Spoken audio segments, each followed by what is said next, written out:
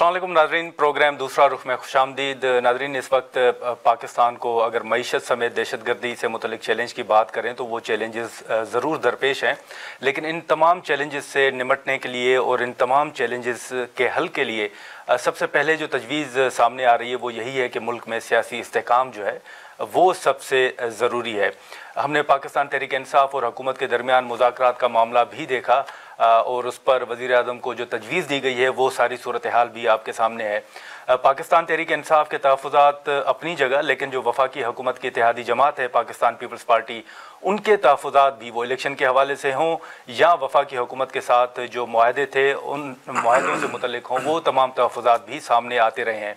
वज़ीर आज़म साहब ने इन मामलात का नोटिस लिया और नायब वज़ीर आज़म इसहाक़ डार की सरबराही में कमेटी तश्कील दी। उस कमेटी ने मुलाकातें भी की बिलावल भुट्टो ज़रदारी साहब से और जो दीगर रहनुमा हैं उनसे भी, लेकिन अभी तक पीपल्स पार्टी के जो तहफ़्फ़ुज़ात हैं वो दूर नहीं हो सके।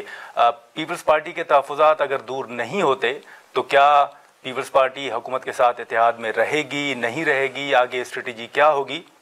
इन तमाम इशूज़ पर हम गुफ्तगू करेंगे। गवर्नर पंजाब सरदार सलीम हैदर खान साहब हमारे साथ मौजूद हैं। बहुत शुक्रिया गवर्नर साहब। सबसे पहले तो जैसे हमने जिक्र किया कि मुल्क में सियासी इस्तेहकाम की जो है वो बात हो रही है, पीटीआई के साथ मुज़ाकरात हुए, नतीजा जो है वो आपके सामने है। सियासी इस्तेहकाम के लिए आपकी नज़र में क्या ज़रूरी है, क्या होना चाहिए? बिस्मिल्लाहिर्रहमानिर्रहीम। एक तो आपका बहुत शुक्रिया, आपने मौका दिया। देखिए, सियासी इस्तेहकाम के लिए प्रॉपर लीडरशिप की ज़रूरत है और गवर्नमेंट में कोई ऐसी क़यादत की ज़रूरत है जो सबसे बातचीत कर सके जी। और जिसकी बातचीत का असर हो, जिसकी बात को सुनने के लिए तैयार भी हो और उन्हें यह एहसास भी हो कि ये जो बात हमारे से कर रहा है इस पे कल स्टैंड भी लेगा, कि सिर्फ ये नहीं कि बातचीत हो रही है और फिर उस पर अमल जो है ज़ीरो और फिर कहें जी मैं क्या कर सकता हूँ, फलाना नहीं मानता। तो इस लेवल की लीडरशिप मौजूदा जो सूरत हाल है उसमें मौजूद नहीं है। एक देखें ना, ये लीडरशिप सिर्फ पाकिस्तान पीपल्स पार्टी के पास मौजूद है और आसिफ अली जरदारी साहब वो शख्सियत हैं कि जो पूरे मुल्क को जोड़ सकते हैं, तमाम पॉलिटिकल पार्टीज़ को इकट्ठा चला सकते हैं। कई दफ़ा उन्होंने साबित किया। 8 से 13 आप देख चुके हैं कि हमारी अक्सरियत नहीं थी लेकिन बड़ी कामयाबी से 5 साल वो चले। तो हुकूमती सतह पे जो डायलॉग है इस मामले में जो है वो कमज़ोरी है। एक तो बातचीत की तरफ तवज्जो कम है हुकूमत की, स्टेक होल्डर्स को इत्मीनान में नहीं लिया जाता। जब चीज़ें हो जाती हैं उसके बाद ख्याल आता है कि ये हमने जो है इस पे जो है सलाह मशवरा करना सा, सबकी राय लेनी थी। तो इन चीज़ों को बेहतर करने की तो ये आप समझते हैं कि जो मुज़ाकराती कमेटी तश्कील दी गई, हुकूमती मुज़ाकराती कमेटी, उनके पास वो इख्तियार नहीं है जो होना चाहिए?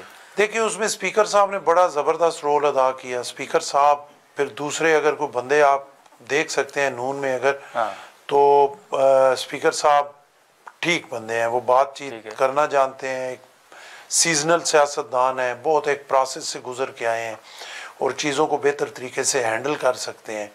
उन्होंने बड़ी अच्छी कोशिश की और फिर पीटीआई की तरफ से भी जल्दी की गई। उन्हें भी ये पीटीआई में भी रवाज नहीं है बातचीत का, वहाँ भी बस शूटें हैं, शूटें मारनी है इधर वो उधर, उस पर उनका काम चलता रहा। लेकिन अब वो इस स्टेज पे है कि उन्हें बातचीत की तरफ आना पड़ेगा। नहीं, लेकिन सर वो तो और बड़ा देखिए ये हौसले की बात होती है। ये कई दफ़ा जब टेबल पे बैठा जाता है ना तो वो हौसला चेक किया जाता है कि गुरमानी साहब कितनी देर बर्दाश्त कर सकते हैं और गवर्नर साहब कितनी देर बर्दाश्त कर सकते हैं और वो फिर उस बर्दाश्त के बाद नतीजा निकलता है।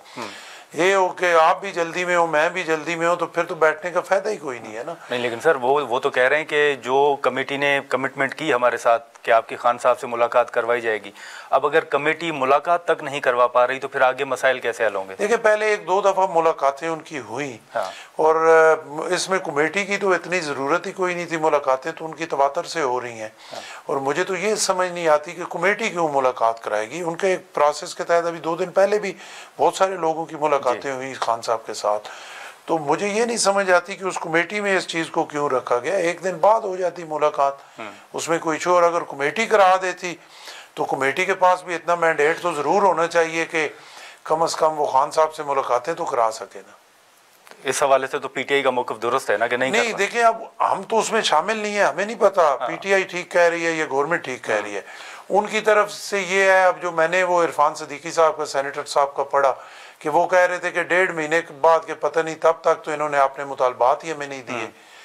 अगर उनकी सुने तो वो कुछ और कहते हैं, पीटीआई की सुने ये कुछ और कहते हैं। सलीम साहब, दो जो मुताबिक, लेकिन ना इनको दोनों के लिए हल जो है वो डायलॉग ही है, और इस पे हौसले के साथ, विजन के साथ बैठ के जो है वो लंबी बैठक इनको करनी पड़ेगी, मामला हल होंगे। ये जो दो मुतालबात हैं, आप समझते हैं कि जुडिशल कमीशन की तश्कील हो सकती है और कैदियों की रिहाई हो सकती है? देखिए, दोनों मुतालबात में मेरी राय इससे मुख्तलिफ है। अच्छा, जुडिशल कमीशन की तश्कील क्यों हो सकती है? ठीक है, एक वो 9 मई के हवाले से कहते हैं, 26 के हवाले से जी। 9 मई में भी सारे पाकिस्तान ने देखा कि हमला हुआ, इदारों पे हमला हुआ, स्टैचूज गिराए गए, सरों पे उठा के फेंके गए, जीएचक्यू पे हमला हुआ, कोर कमांडर के घर पे हमला हुआ।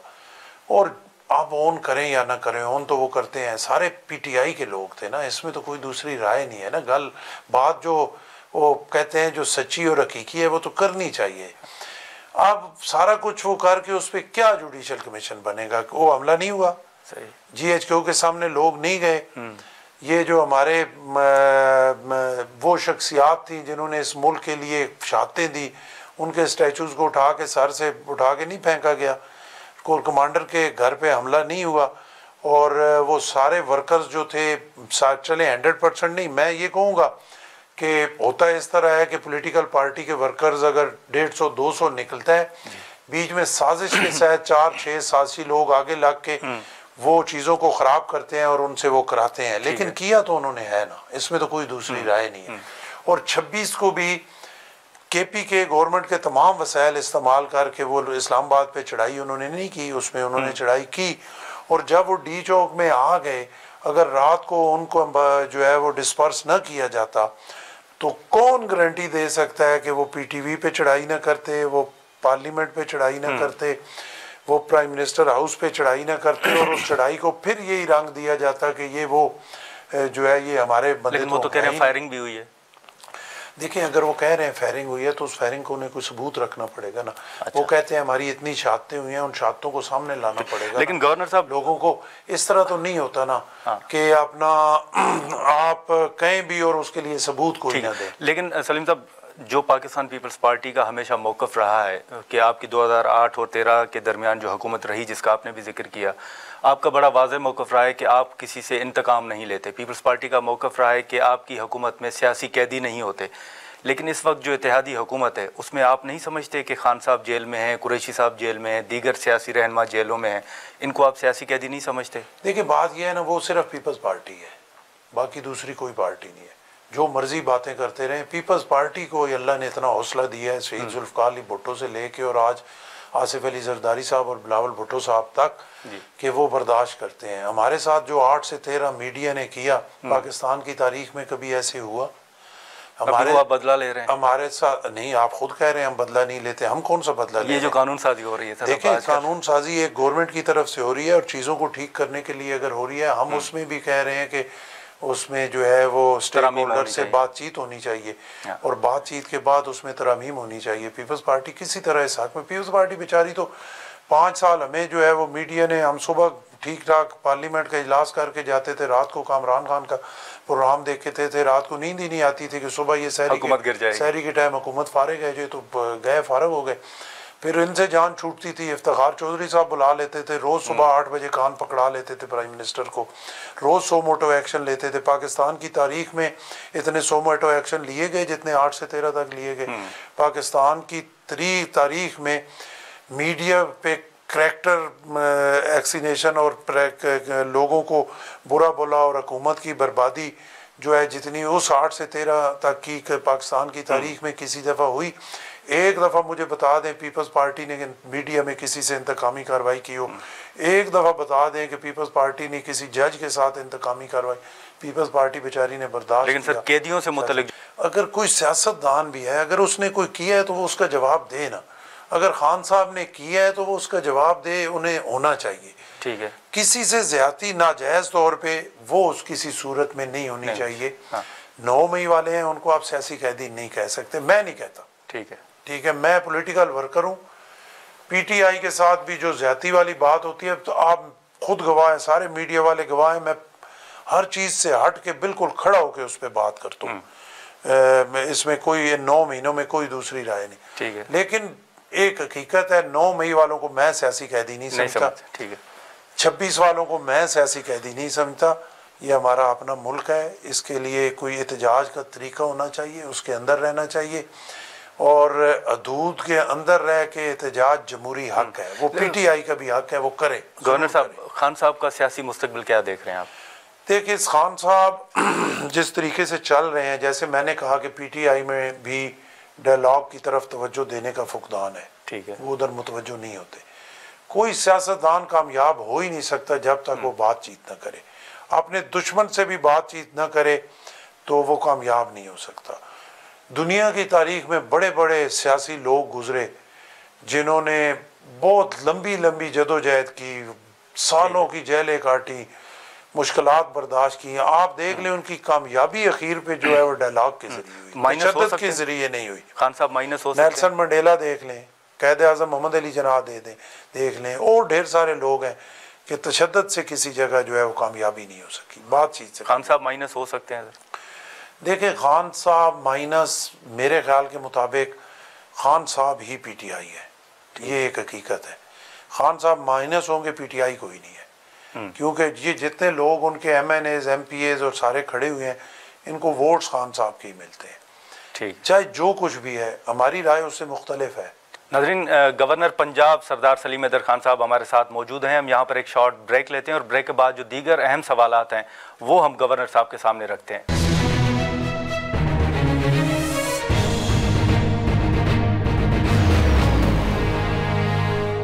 प्रोग्राम में एक बार फिर खुशामदीद। गवर्नर साहब, इलेक्शन के हवाले से चलें, पाकिस्तान तहरीक इंसाफ का मौक़िफ़ अपनी जगह, पीपल्स पार्टी को भी तो 2024 के इंतखाबात पर तहफ़्फ़ुज़ात हैं। बिलावल साहब लाहौर में इलेक्शन लड़े, अताउल्लाह तारड़ साहब से हार गए, कराची के हवाले से आपको तहफ़्फ़ुज़ात हैं। तो पीपल्स पार्टी भी तो समझती है ना कि ख़राबियाँ हैं इलेक्शन में, ख़ास तौर पर 2024।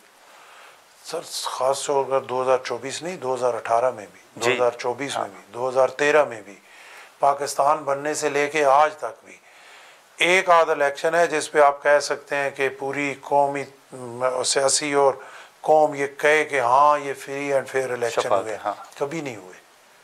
ये सियासतदानों की नाकामी है, इनका फेलियर है। चलें, जरदारी साहब ने 2013 में कहा था कि आरओ इलेक्शन है, 2018 में आरटीएस बैठने की आपने बात की, 2024 में क्या खराबी थी? 2024 में 45 और 47 की खराबी थी, और क्या खराबी थी? बिल्कुल, उसमें तो कोई दूसरी राय ही नहीं है। अब मैं जो इलेक्शन के फ़ौरन बाद यहाँ प्रेस कॉन्फ्रेंसेस करता रहूँ, आज उससे हट जाऊँ।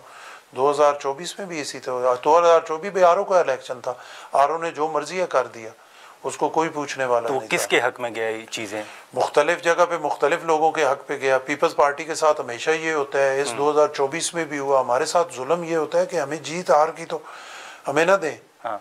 मैंने 10 दफ़ा अपने इलेक्शन में कहा, इलेक्शन के बाद ठीक है, इस्लामाबाद प्रेस क्लब में मैंने कहा, मेरा कोई दावा ही नहीं था। हमारा सिर्फ पंजाब में पीपल्स पार्टी की हमारी डिमांड ये थी कि जो लोग हमें जितने वोट दे रहे हैं हमें उतने वोट दे दें, हमें बिल्कुल जीत हार की परवाह नहीं, हमें हरा दें, हम हार कबूल कर लेंगे। मतलब ये जो हमें अगर उन्होंने, मैं मिसाल देता हूँ कि 80,000 वोट दिया है तो हमारा 80,000 शो करें, दूसरे को अगर जिताना है बेशक 90 पे ले, हम ये कह सकते हैं हमें 80 तो दें ना। हमारे साथ जुल्म ये करते हैं पीपल्स पार्टी के साथ कि हमारा कैंडिडेट 30,000 वोट लेता है, ये उसको 11,000 शो करते हैं, सिर्फ इस वजह से कि पंजाब में पीपल्स पार्टी का वर्कर डिसहार्ड हो, पीपल्स पार्टी का इलेक्शन लड़ने वाला बंदा डिसहार्ड हो, और वो दोबारा फिर ये कोशिश ही ना करें और आस्ता आस्ता पीपल्स पार्टी वॉश आउट हो जाए। तो आप समझते हैं कि पंजाब में, और इसी पॉलिसी के तहत 2013, इसी के तहत 2018 और इसी के तहत 2014। तो आप समझते हैं कि बिलावल साहब तारड़ साहब से जीत गए थे, बल्कि उनको हारा? देखिए, मुझे जीत हार का नहीं पता, मैं बिल्कुल गलत बात करने वाला बंदा हूं, लेकिन बिलावल साहब के जो वोट शो किए गए ये उनके वोट्स नहीं थे। बिलावल साहब की बेहतरीन पोजीशन थी। हाँ। अभी मैंने लाहौर में जाके देखा, कच्ची आबादी के ढेर सारे वोट हैं, सब इनको पढ़ रहे थे। उस हल्के से क्रिश्चियन कम्युनिटी के वोट हैं, 40 से 45 हजार अक्सरियत बिलावल साहब को पढ़ रहे थे। सही। और बड़े बड़े तकड़े लोग जो हैं वो नून लीग से छोड़ के अराई बिरादरी के जो सरबराह थे उन्होंने जलसा कराया। उन्होंने अपना, अराई बहुत बड़ी बिरादरी है वहाँ पे जलसा कराया। वहाँ पे जो मेन ऑफिस था वो उन्होंने दिया। इनके जो साबका मिनिस्टर से जेल खाना जात के अपना वो छोड़ के इधर अपना पीपल्स पार्टी में आए, वो MP पे साथ इलेक्शन लड़े। तो बिलावल साहब का बेहतरीन इलेक्शन था। अच्छा। और बेहतरीन जो शो किया गया वो नहीं था। तो हुकूमत में मौजूद जो लोग हैं, आप समझते हैं ये मुझे गारंटी है कि तारड़ साहब जीते हुए नहीं थे। मैं अगर ये कहूँ कि बिलावल साहब जीते हुए थे या हारे हुए थे, मुझे ये नहीं पता। ये पता है कि तारड़ साहब हारे। मुझे ये पता है कि तारड़ साहब हारे हुए थे। अच्छा, बिल्कुल। तो वो फॉर्म 47 पे हैं जो आपके मुताबिक? सारी 47 पे हैं। सारे से मुराद पूरा पाकिस्तान 47 पे है। मैं आपको क्या कह रहा हूँ, यहाँ पे आपके सामने है। इसमें पूरे पाकिस्तान में तो आप भी आते हैं ना, फिर पीपल्स पार्टी भी? हाँ, तो हम भी मेरे हल्के में भी जो जीते हैं 47 पे है, पूरा अटक 47 पे है, पूरा पिंडी 47 पे है, कराची से ढेर सारे लोग 47 पे हैं। ये तो कोई इसमें तो इसको हम छुपा के तो क्या छुपाना चाहते हैं और क्या सामने? ये मैंडेट किसका था? PTI का था? देखिए, मैं आपको कह रहा हूँ कि ROs का इलेक्शन है। ठीक है। जिन्होंने मैनेज किया, किस तरीके से किया, क्या किया, जो जीते हैं वो बता सकते हैं ना। मैं तो हारा हुआ हूँ, तो मैं कैसे बता सकता हूँ कि जीते हुए ने क्या काम किया कि जिसकी वजह से उसके वोट जो है वो जीत की पोजीशन में आ गए। इतने इलेक्शंस देखे और मैं कैसे बता सकता हूँ कि वो PTI का मैंडेट था, नून लीग का मैंडेट था, पीपल्स पार्टी का था, मौलाना फजल रहमान साहब का था, या किसका था? ठीक है गवर्नर साहब, आप लेकिन बहुत बड़ा एक चक्कर जो है वो जरूर हुआ है। अच्छा। और मिसमैनेजमेंट हुई है। किसी ने नहीं देखा, जिसके हाथ जो चढ़ा है वो खींची रखा है उसने। गवर्नर साहब, और इस पे रगड़ा लगना चाहिए जिन्होंने इस इलेक्शन को खराब किया। जिस जगह पे RO ने किया, किसी और ने किया, मैंने किया, आपने किया, इस पे मुकम्मल जो है वो रगड़ा लगना चाहिए। और सियासतदानों की नाकामी है। सियासतदानों को ये चूं चूं और ये लड़ाई झगड़े से निकल के सबसे पहले सर जोड़ के बैठना चाहिए। और जब तक आपके इलेक्शन फ्री एंड फेयर नहीं होगे तो आप क्यों लड़ते हैं इलेक्शन? कौन सी जमहूरियत है फिर? गवर्नर साहब, आप गवर्नर बनने से पहले पीपल्स पार्टी के कारकुन भी हैं, रहनुमा भी हैं, आप माजी में भी काबीना में शामिल रहे हैं। इस वक्त जैसे आपने जिक्र किया कि सवालात उठे हैं इलेक्शन के ऊपर, पंजाब के अंदर जो दो अहम शख्सियात हैं, वज़ीर आला पंजाब और नवाज शरीफ साहब, उनके इलेक्शन पर भी सवालात उठ रहे हैं। आप समझते हैं कि मरियम साहिबा और नवाज शरीफ साहब भी फॉर्म 47 पे? वो देखिए, मैंने सुना, मैं अब उसकी गारंटी तो नहीं दे सकता ना। मैंने जो सुना ओवरऑल तो ढेर सारे ऐसे हैं ना। ठीक है। अब उसमें जब उनसे बात करें कई लोगों से, तो वो कहते हैं कि जी नहीं, हम तो बिल्कुल 45 पे जीते हुए हैं। आपका तजर्बा क्या है? अब कोई भी मेरा तजर्बा क्या कहेगा? अब मुझे तो, मैं तो लाहौर गई पहली बार हूँ, वो लाहौर है और ये अटक है। मैं तो सारी जिंदगी अटक, पिंडी, इस्लामाबाद में मैंने सियासत की है, वफाक में की है। पहली दफा मैं पंजाब में गया हूँ। अब जाके मुझे लोगों को पता लगा है, अब मुझे लाहौर के हालात वाक़यात पता लगे हैं, अब चीज़ें मुझे मिल रही हैं। तो अब किसी पे मैं इस तरह तो नहीं कह सकता कि फलां जो है 47 का है और फलां 45 का है। मैं कौन हूँ किसी को ये जो है वो स्टैंप लगा के देने वाला? लेकिन ओवरऑल इलेक्शन पे सवालात हैं और ढेर सारे हैं, और सवालात यही 45 और 47 के हैं इस दफा। पिछली दफा था आपका वो सिस्टम बैठने का 18 में, वो था। इस दफा फॉर्म 45 और 47 है। और 13 में पीपल्स पार्टी के साथ था RO इलेक्शन थे। उसमें जो है वो पीपल्स पार्टी को स्टार्ट किया गया पंजाब से फारिग करने का एक मंसूबा, और वो मंसूबा ये था कि वोट्स जो है आधे से भी कम दिखाए जाएं, इनको डिसार्ड किया जाए, और इनके कैंडिडेट लड़ने वाले जो है वो भागे दूसरी पार्टियों में चले जाए। इनका वोटर जो है वो मायूस होकर घरों में बैठ जाए कि पीपल्स पार्टी के पल्ले कुछ नहीं है, इनके लिए तो हमने करना ही नहीं है। अब अगर 24 में नून लीग रो रही है, सॉरी PTI रो रही है कि हमारे साथ धांधली होगी, बहुत जुल्म हो गया 45 सन। 18 में नून लीग रो रही थी कि जी हमारे साथ धांधली हो गई कि वो RTS बैठ गया और हम जीते हुए थे।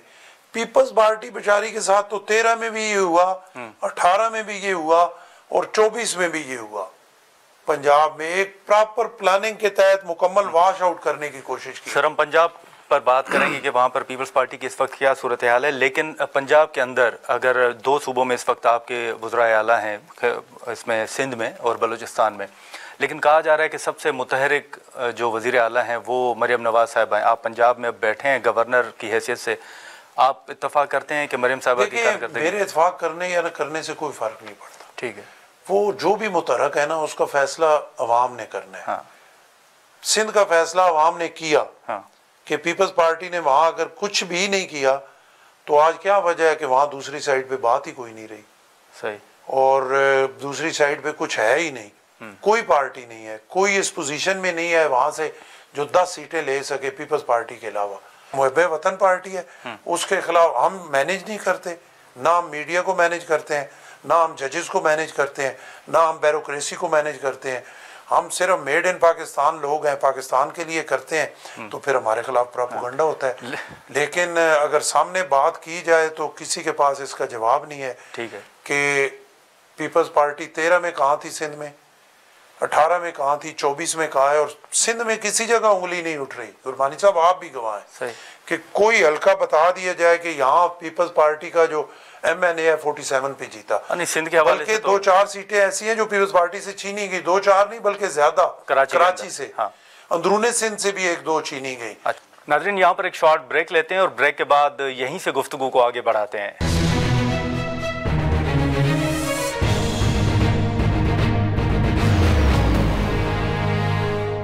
प्रोग्राम में एक बार फिर खुशामदीद। पंजाब के अंदर मरियम साहिबा बतौर गवर्नर आपसे जो वफाक से मुतल्लिक मामलात हैं उन पर मुशावरत करती हैं, कोई एतमाद में लेती हैं? देखिए, मैंने आपको पहले कहा कि मुस्लिम लीग नून का मैन्युफैक्चरिंग फॉल्ट है, वो मुशावरत कर ही नहीं सकते। अच्छा, वो कहाँ पे मुशावरत करते हैं? वो मुशावरत अभी ये जो गवर्नमेंट चल रही है ये तो पीपल्स पार्टी की वजह से चल रही है और आसिफ अली जरदारी साहब के विजन की वजह से चल रही है कि वो सबको लेके आगे चल रहे हैं। हमारी मजबूरी है कि अगर हम इसको ना चलाएं मुल्क का सिस्टम बैठता है, मुल्क का नुकसान होता है, मुल्क की हालत ख़राब होती है। और पीपल्स पार्टी ने अपने वोट्स हमेशा कुर्बान किए, पीपल्स पार्टी ने अपने आप को कुर्बान किया लेकिन मुल्क को कुर्बान नहीं होने दिया। ये चल रही है हमारी वजह से, नून लीग की वजह से नहीं चल रही। नून लीग को मुशावरत का पता ही नहीं है, लेकिन उन्हें पता ही नहीं है कि हमने किससे बातचीत करनी है। आप देखें ना, जो ये करते हैं, कभी किसी स्टेक होल्डर से इन्होंने बातचीत की है जो हमारे साथ ये बातचीत करें? तो फिर इसका आपको नुकसान नहीं होगा सर? तो हमें तो हमेशा नुकसान होता है, हम तो नुकसान बर्दाश्त करते हैं। तो फिर इस इत्तेहाद का आपकी नज़र में फ़ायदा क्या है? इस समझौता है? ये है कि कोई समझौता नहीं है। पीपल्स पार्टी को नुकसान होगा, पीपल्स पार्टी को नुकसान हो रहा है, लेकिन मुल्क को नुकसान नहीं होगा, मुल्क को फायदा होगा। इस इलेक्शन वाले दिन मुल्क कहाँ पे था? आज 9 महीनों साल में आप देखें मुल्क कहाँ पे है। तो उसकी सारा देखें ना, वो बोझ जो है वो पीपल्स पार्टी पे। पीपल्स पार्टी को मैं आपसे एग्री करता हूँ, पीपल्स पार्टी का वर्कर इस इत्तेहाद को नहीं मानता। पीपल्स पार्टी के नुकसान की मेन वजह ये इत्तेहाद है। लेकिन पंजाब के अंदर या वफाक के अंदर? पंजाब के अंदर भी, वफाक के अंदर भी। अच्छा, लेकिन नुकसान तो हर जगह में हो रहा है ना। KP में भी नुकसान हुआ, पंजाब में ज्यादा नुकसान हुआ, बलूचिस्तान में भी नुकसान हुआ। सिंध में हमारी सूबाई गवर्नमेंट है, उनकी डिलीवरेंस की वजह से, चेयरमैन बिलावल साहब को उसको फोकस करने की वजह से वहाँ के लोग खुश हैं। वहाँ ये जो सीटें इस दफ़ा जो मुखालिफ पार्टियाँ जीती हैं, अगली दफ़ा अल्लाह के फजलो करम से नहीं। ये लेकिन पंजाब के अंदर आपके तहफ़्फ़ुज़ात हैं क्या गवर्नर साहब? देखिए, तहफ़्फ़ुज़ात क्या होने हैं? तहफ़्फ़ुज़ात यही है कि जो एक चीज़ें तय हुई हैं उनके मुताबिक चलना चाहिए, उनके मुताबिक नहीं चल रहा किसी स्टेज पे भी। और 12 मीडिया पे उसका इजहार हम कर चुके हैं। और मेन तो यही है, मुशावरत ही है। किसी से वफाक में भी नहीं होती, पंजाब में भी नहीं होती, किसी जगह भी नहीं होती।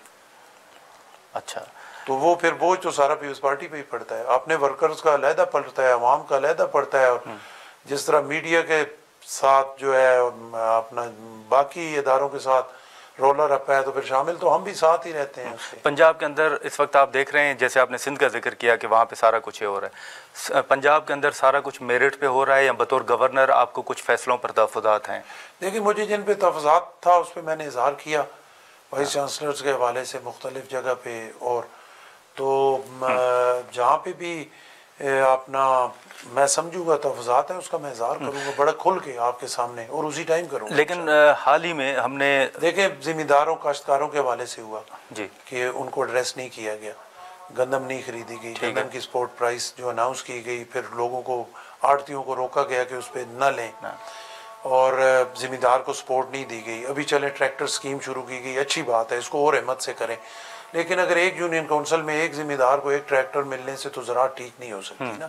एक और ओवरऑल आपको पॉलिसी बनाने पड़ेगी। लेकिन इसी तरह एजुकेशन के हवाले से मुझे तफाज़ात थे, मैंने उसका इजहार किया, जो प्राइवेटाइजेशन की तरफ जो स्कूल उसमें, क्योंकि मैं ज़ाती तौर पर यह समझता हूँ कि मुश्किल होगी, गलत होगा, लेकिन गवर्नमेंट की सबसे बड़ी जिम्मेदारी जो है वो हेल्थ और एजुकेशन है। और अगर हेल्थ भी नहीं दे सकते, एजुकेशन भी नहीं दे सकते, तो और गवर्नमेंट फिर क्या करेगी आवाम के लिए? क्या कर रहे हैं और क्या दे रहे हैं हम?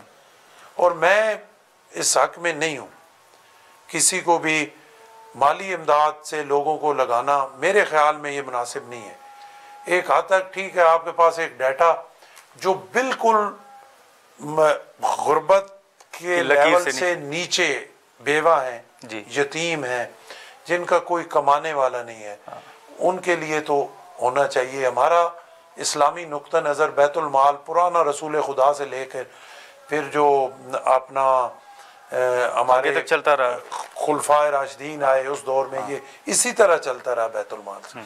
लेकिन आप किसी सेक्टर को जो माली इमदाद है, ये तो पूरी कौम को एक भिखारी बनाने वाली, मेरी ज़ाती राय है, गलत हो सकता है। इसके लिए पॉलिसीज़ बनाने की ज़रूरत है।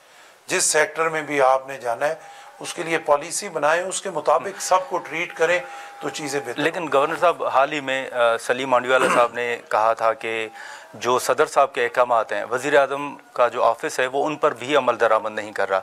अगर सदर साहब के अहकामात पर अमल दरामद नहीं हो रहा तो आप समझते हैं कि ये इत्तेहाद आपका नून लीग के साथ चल पाएगा? देखिए, इत्तेहाद मैं तो नहीं समझता चल पाना, क्योंकि जब दूसरी साइड की उस रियलाइजेशन ही नहीं है और उन्हें कोई उस पर परवाह नहीं हो रही, तो कितना टाइम चलेगा? कितना टाइम देख रहे हैं? 6 महीने चल जाएगा, बहुत चला तो। मैं नहीं देख रहा 6 महीने से आगे अगर चीज़ें ठीक ना हुई, और फिर बात वहीं पे है। लेकिन आप इत्तेहाद ख़त्म करेंगे, हुकूमत गिर जाएगी, तो फिर सिर्फ इलेक्शन की तरफ जाएंगे। देखिए, सिर्फ जिम्मेदारी हमारी तो नहीं है ना। हम तो देखें, मैं आपको कई दफ़ा 18 महीने पिछले इनके साथ हमने गुजारे पाकिस्तान के लिए, ये साल गुजारा मुल्क के लिए कि मुल्क बेहतर हो। 18 महीनों में इन्होंने डेवलपमेंट फंड मौलाना फजल रहमान साहब को दे दिया, इन्होंने MQM को दे दिया, पीपल्स पार्टी को नहीं दिया। उसके बाद भी हम समझें कि जी उधर से इस चीज़ का है, तो मेरा ख्याल है फिर हमारी खाम ख्याली है हुकूमत। लेकिन मजबूरी फिर इस दफ़ा उस तजर्बे की वजह से 3 एग्रीमेंट हुए, बार एग्रीमेंट हुए, रिटर्न एग्रीमेंट हुए, और फिर आज हम रोना वही रो रहे हैं। सलीम मांडीवाला साहब रो रहे हैं, शाजिया मरी रो रही हैं, मैं रो रहा हूँ, बाकी हमारे जो पार्टी के लोग हैं पंजाब से वो रो रहे हैं। रुकावट कौन है, शहबाज शरीफ साहब या पंजाब के अंदर CM साहब? नहीं, देखें, शहबाज शरीफ साहब या पंजाब के अंदर CM को कह सकते हैं। ओवरऑल मुस्लिम लीग नून से हमारा अलायंस, पीपल्स पार्टी का अलायंस है मुस्लिम लीग नून से। जब हर जगह गिले हैं तो फिर पार्टी टू पार्टी बात है। तो आप समझते हैं कि वफाकी हुकूमत मुद्दत पूरी नहीं कर सकेगी?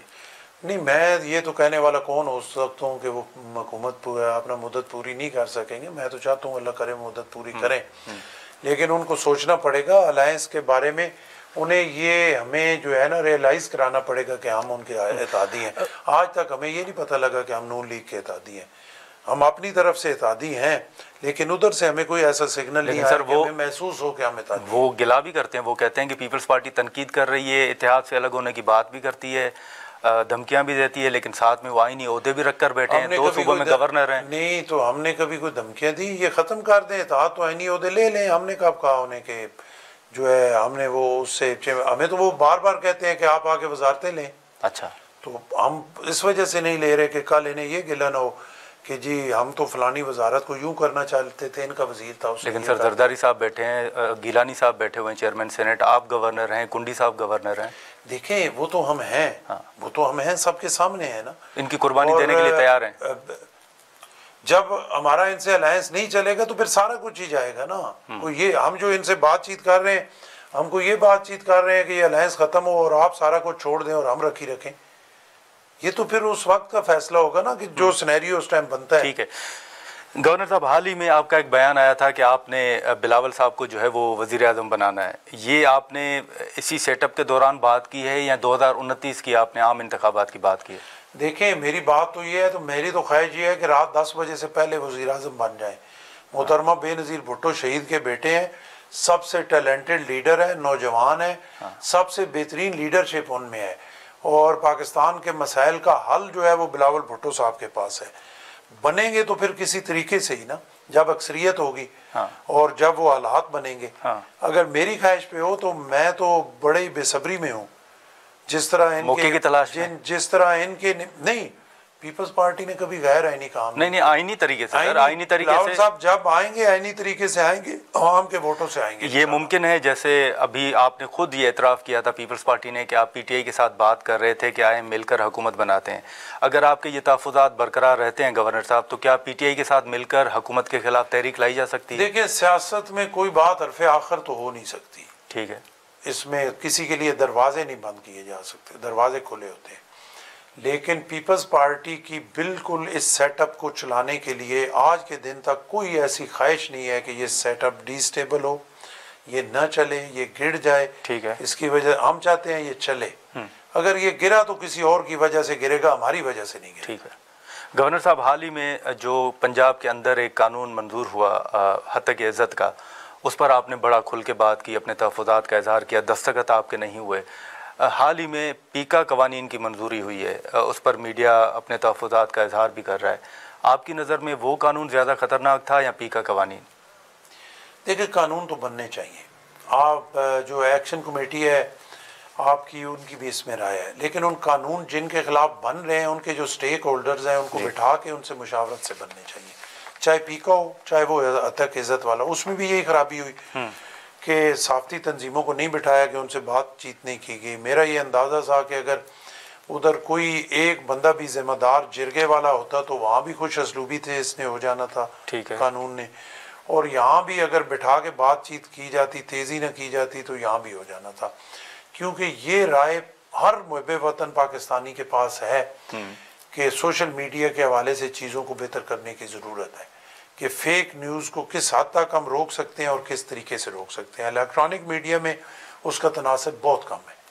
अब अगर कोई तनकीद करता रहे, उसका मेरा नहीं है, मैं ज़ाती तौर पे समझता हूँ कि आपके पास फेक न्यूज़ का जो तनासब है वो खैर मेरे ख्याल में 5% भी नहीं है। सर, उसकी डेफिनेशन बहुत लंबी है ना, सिर्फ फेक न्यूज़ नहीं है। 5% आपके पास जो है वो मामला ठीक है। इस सवाल पर जाने से पहले अगर इजाज़त दें तो यहाँ पर नाज़रीन एक शॉर्ट ब्रेक लेते हैं और ब्रेक के बाद हम यहीं से गुफ्तगू को आगे बढ़ाते हैं।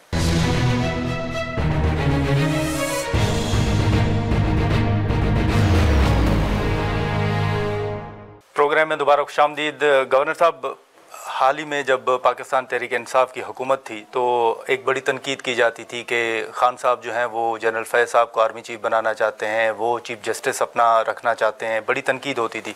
लेकिन अब आपके ऊपर तनकीद हो रही है कि आपने आर्मी चीफ़ को तोसी दे दी, आपने जस्टिस मंसूर अली शाह साहब को साइड पे करके दूसरा चीफ़ जस्टिस ले आए। तो पहले आप खान साहब पे तनकीद की जाती थी, अब कहा जा रहा है कि वही काम आप कर रहे हैं कि आर्मी चीफ़ भी अपना हो, चीफ़ जस्टिस भी अपना हो। देखिए, आर्मी चीफ को तोसी नहीं दी, एक कानून साजी की गई और हमेशा के लिए की गई। वो चाहे खान साहब होंगे, चाहे कोई भी आएगा, इसी कानून साजी के तहत वो चलेंगे।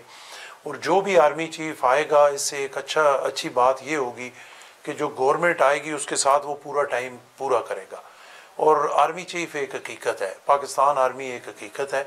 जो भी गवर्नमेंट आए इनके साथ मिल के और एक वर्किंग रिलेशनशिप के साथ चलेंगे मुल्क के लिए, तो मुल्क बेहतर होगा। सर, लेकिन वो आर्मी तो कहती है हमारे सियासत से कोई लेना देना नहीं। सियासत से तलक नहीं है उनका पाकिस्तान के जो दिफा है उससे तलक है।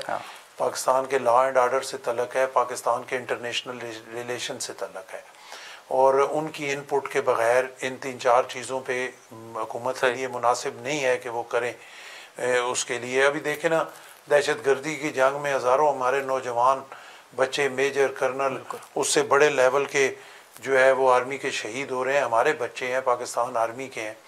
तो इन चीज़ों पे तो ज़ाहिर है उनकी इनपुट की ज़रूरत थी ये कानून बनाने की।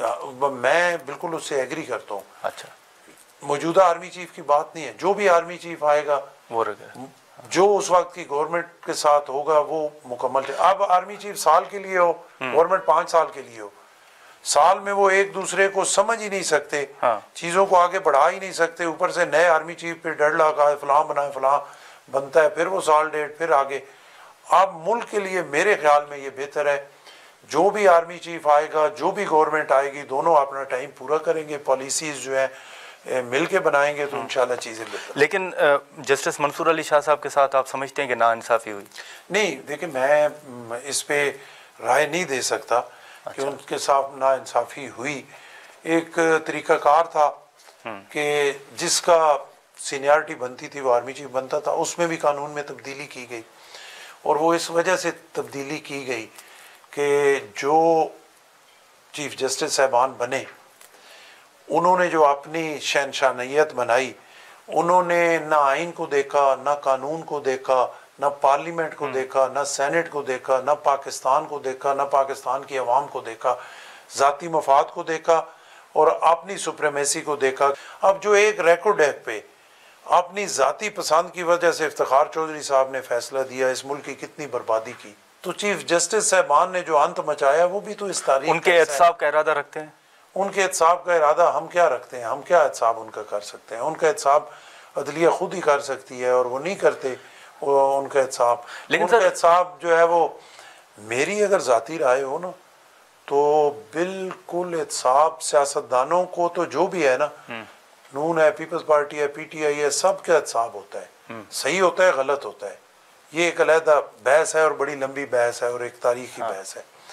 लेकिन एहतसाब सबका होना चाहिए, वाइस अपना चीफ जस्टिस साहबान का भी होना चाहिए कि वो ये तो नहीं है ना कि वो मुल्क की बर्बादी करके चले जाएं और फिर पूछने वाला कोई ना। सर, ये जो 26वीं तरमीम हुई, आईनी तरमीम, आपकी नज़र में ये दुरुस्त हुई या इस पर जो सवालात उठ रहे हैं वो दुरुस्त हैं? देखिए, ये बड़ी ज़बरदस्त हुई, बिल्कुल। ये एक, इसमें बहुत सारे 2018वीं तरमीम के छोड़े हुए मामलात थे जो आगे 26वीं में हुए और उसका सारा क्रेडिट जो है वो बिलावल को जाता है और पाकिस्तान पीपल्स पार्टी को जाता है।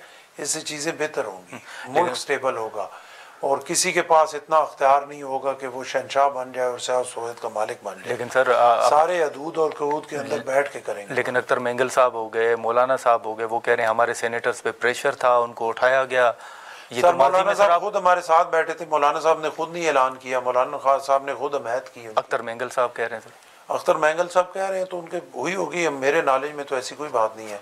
अच्छा। हमारे पे तो कोई प्रेशर नहीं था पीपल्स पार्टी पे, हमने तो बड़े शौक से किया 26वीं तरमीम को। अच्छा, लेकिन अब चेयरमैन सेनेट साहब जो पीपल्स पार्टी के साथ ताल्लुक़ रखते हैं, साबिक़ वज़ीर आज़म रह चुके हैं, उनके अहकामात हैं कि सेनेटर एजाज चौधरी साहब को जो है वो ले आए, प्रोटेक्शन आर्डर जारी किए गए गवर्नर साहब, लेकिन उन पर अमल दरामद नहीं हो रहा। चेयरमैन सेनेट के अहकामात पर अमल दरामद ना होना कितना ज़्यादती है? ज़्यादती है, बिल्कुल होना चाहिए।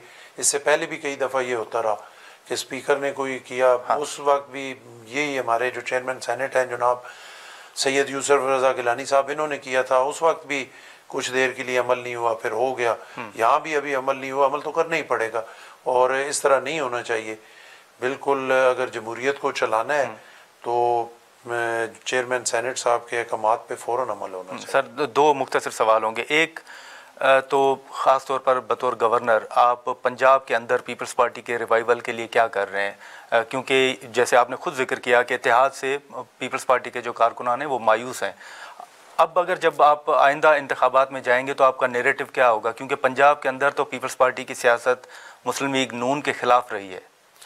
ये तो एक सबसे बड़ी जो है वो परेशानी है। हाँ, मुश्किल सवाल है कि सियासत तो नून लीग और पीपल्स पार्टी दो मुख्तलिफ पार्टीज़ हैं और नून लीग का अपना नज़रिया है, पीपल्स पार्टी का अपना है। पुरानी एक तारीख है जो हम आप मुकाबले में एक दूसरे के खिलाफ इलेक्शन लड़ते रहे और उसमें हमारी तरफ से तो हमने तो कभी किसी पे कोई जुल्म किया, इंतकामी किया ही नहीं गया, लेकिन हमारे साथ तो बड़े जुल्म और ज़्यादतियाँ नून लीग के हाथों से होती रही हैं और वो हमारे वर्कर्स के जहनों से आज तक नहीं निकली और उन वर्कर्स में मायूसी है। मैं जो पंजाब में है, एक तो मैंने वर्कर्स की मायूसी दूर करनी है जो काफ़ी हद तक अल्लाह के फजल करम से दूर हो गई है। और ये जो आप लोगों से मिलते हैं, कारकुनान से मिलते हैं, वो क्या राय रखते हैं अभी ये मौजूदा सेटअप के हवाले से? नहीं, वो राय तो यही रखते हैं ना, नून के लिए उनकी राय अच्छी नहीं है, ये हकीकत है। लेकिन फिर वो, मैंने जैसे पहले आपको कहा कि हमें पाकिस्तान की वजह से सारा कुछ बर्दाश्त करना पड़ता है और एक दो स्टेप तो ये हो गए। तीसरा मेरा ये है कि पीपल्स पार्टी का जो रीजनल चेहरा है उसको साफ करके लोगों को दिखाना है और लोगों को ये बताना है कि ये पीपल्स पार्टी नहीं है। जो इसके खिलाफ प्रोपेगेंडा किया जाता है कि पीपल्स पार्टी का जो भी बंदा है खुदा न खास्ता वो करप्ट है, वो कमीशन ले रहा है, वो लूट रहा है, वो मार रहा है, वो सब ये कर रहा है, वो कर रहा है।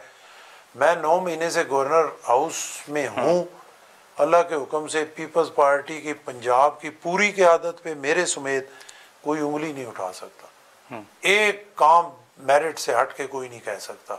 और जहाँ पे मेरिट पे स्टैंड लेना हुआ वहाँ पे जो कुछ भी हुआ, नून लीग नाराज हुई, तकड़े लोग बहुत सारे जिन पे वो तलवार चल रही थी वो नाराज हुए।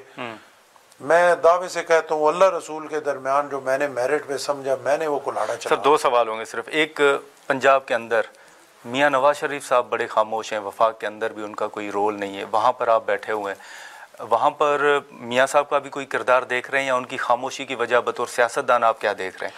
देखिए मियाँ साहब बड़े सीनियर रहनुमा हैं, बहुत एक लंबी उनका सियासी बैकग्राउंड है, और आज जो पंजाब में हैं उनकी बेटी चीफ मिनिस्टर है, उनके भाई प्राइम मिनिस्टर है, तो वही है ना, मियाँ साहब ही हैं।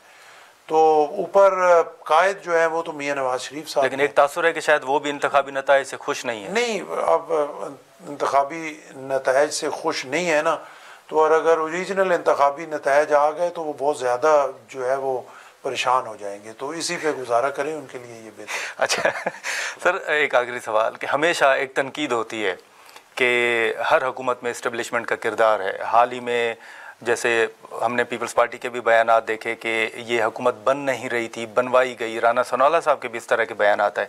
वाकई इस हुकूमत के बनने में इस्टेब्लिशमेंट का किरदार है? देखिए, जिन्होंने भी मुल्क के लिए अच्छा करना है ना, जिनकी ख्वाहिश है मुल्क ठीक हो, तो वो किसी डेडलॉक को तो प्रमोट नहीं करेंगे ना। आपने इलेक्शन करा दिया, अब हुकूमत ना बनती तो आप खुद एक, आपसे बढ़ के कौन पाकिस्तान से मोहब्बत कर सकता है? आज पाकिस्तान की ये हालत होती। उनका किरदार था, देखिए जिसका भी किरदार था, उनकी जिम्मेदारी है, उनका किरदार होना चाहिए।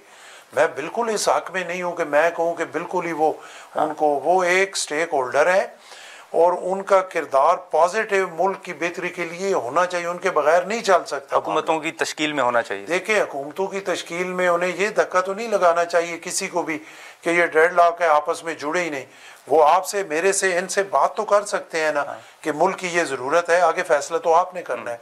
अब अगर पीपल्स पार्टी उसमें ना बैठती तो कौन सा, हमें कोई किसी ने क्लाशन को रखी थी कनपट्टी पे कि आप जो है वो इस गवर्नमेंट में शामिल हुए। हमें पता था कि हम अगर ना शामिल, और फिर अगर उन पे हम कहते हैं कि उन्होंने ये हुकूमत बनवाई, ये करे, तो हमने तो पहले पीटीआई से बातचीत की थी ना। अगर पीटीआई हमारे साथ बैठती तो हम तो पहले उनके साथ बनाते गवर्नमेंट। वो क्यों नहीं बन सका सर?